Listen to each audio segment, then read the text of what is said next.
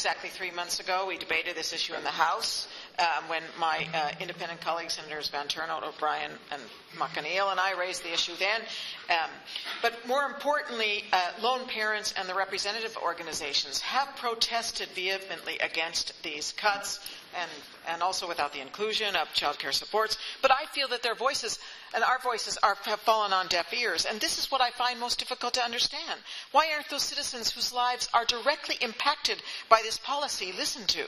I recently published findings from a civic forum I held in Leinster House in April, attended by over 30 lone parents. I'm privileged to have met and engaged with these self-advocate lone parents who gave their time, energy, and ideas for this transparent, inclusive, dynamic process, which resulted in recommendations for progressive changes presented in an outcome report from the civic forum. A couple of them are here today from the student union, TCD Student Union, Lynn Moran and Stuart Duffin. One family, you're welcome.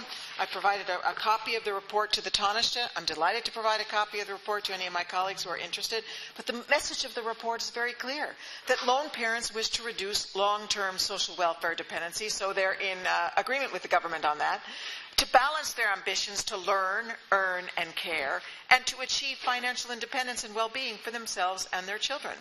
However, it needs to be recognized, I think, that demanding lone parents to achieve financial independence and to lift themselves out of poverty on employment alone, often of a precarious and low-paid nature, is a very hard ask. The government seems to assume that lone parents are poor because of the one-parent family payment. This is not the case. Lone parents are poor with the payment. In an economy where two-income households are the norm, a one-parent-led household will always be in a disadvantaged position financially, as they are effectively trying to compete with the greater earning potential of two-parent families. While two-parent households have between them 48 hours to manage care, paid work, family responsibilities, and rest, lone parents have 24 hours for the same. So, the assumption that paid employment alone will lift lone parents out of poverty is incorrect and needs to be reviewed. However, through education, quality employment, and with affordable and accessible child care and income supports, I believe this can be achieved. So, I do welcome the access to ENTREO's education and training and employment services, and I know that lone parents do as well, to develop their skills and qualification that will assist them to secure quality employment. I also welcome the recent changes to the policy to allow access to the SUSI maintenance grant for those in receipt of the job seekers transition allowance. But I'm still concerned about the access to higher education for lone parents whose youngest child is 14 or above.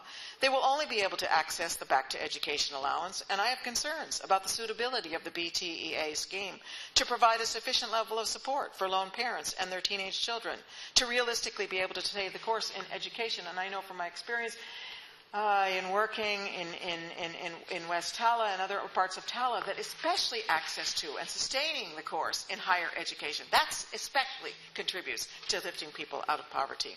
I'm very interested to hear an update about the research. Minister Taoiseach referred to this when we did our motion a number of months ago, sponsored by your department, Dr. Michelle Miller, which aims to identify the best practice in how to assist lone parents in improving their access to education and employment.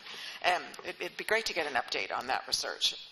I'd also like to hear if the department is planning on conducting a review on the outcomes for the women who are leaving the one family payment scheme for job seekers schemes, as their status as lone parents shall not be evident anymore in our social welfare system. I hope that we will have a mechanism of tracking these families in order to review the impact of the reform. This was put forward a suggestion by the National Women's Council recently. But so in concluding, based on my experience of working with self-advocates, I recognize that it is essential that the one-parent family policies are informed by lone parents' own experiences and that they are included in the policy-making process. I don't think that's a lot to ask. So I've called for the establishment of a special working group with the predominance of lone parents and their representatives and leading policy experts in this field to review the changes to one-family policies, make the recommendations for Budget 2016. I think this should be treated as a priority. And also the working group could consider the constructive suggestions to improve the Job Seekers Transition Allowance Scheme as being advocated by one family. And finally, the working group could consider lowering the hour threshold for FIS for lone parents to accommodate the needs of those parenting alone, especially in the absence of legislation to protect low-hour workers, as was proposed by the Civic Forum itself. Thank you.